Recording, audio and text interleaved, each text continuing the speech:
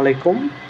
গাইবান্ধা জেলায় একটি অত্যন্ত হৃদয় বিদারক এবং ন্যক্কারজনক ঘটনা ঘটেছে, যেখানে পারিবারিক পূর্বশত্রুতার জেরে একজন শিবির নেতা নিহত হয়েছেন এবং একজন শিবির নেতা গুরুতর আহত অবস্থায় মৃত্যুর সঙ্গে পাঞ্জা লড়ছেন। এটি পুরোটাই পারিবারিক শত্রুতার জেরে হলেও জামাত ইসলামের নেতাকর্মীরা এটাকে যিনি আক্রমণ করেছেন ওনার একটি রাজনৈতিক পরিচয় আছে।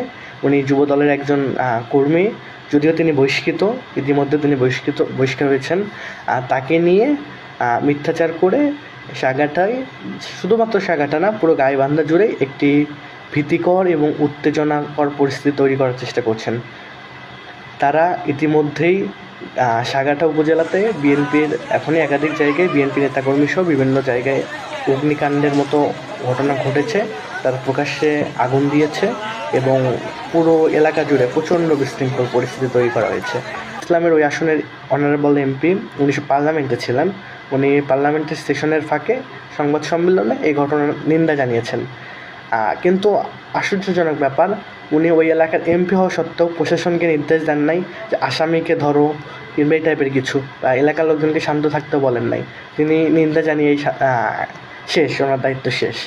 অপরদিকে জামাত ইসলামের সহ শিবির নেতা কর্মীরা বিশৃঙ্খলা করে প্রথমে আসামিকে এলাকা থেকে বের করে দিয়েছে, এরপরে শুরু করেছে তাদের সেই পুরাতন খেলা, আদি খেলা, যেখানে যাহা পাও চালিয়ে দাও।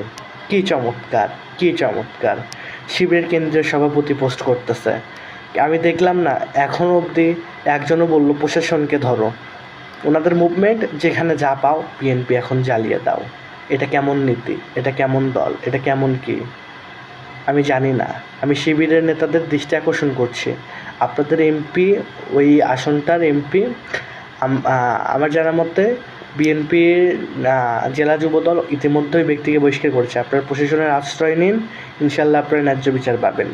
দয়া করে অগ্নি সন্ত্রাসীকে বেছে নেবেন না। পরিশেষে ওই নিহত ছাত্র শিবির নেতার আত্মার মাগফিরাত কামনা করে এখানে শেষ করছি। ধন্যবাদ।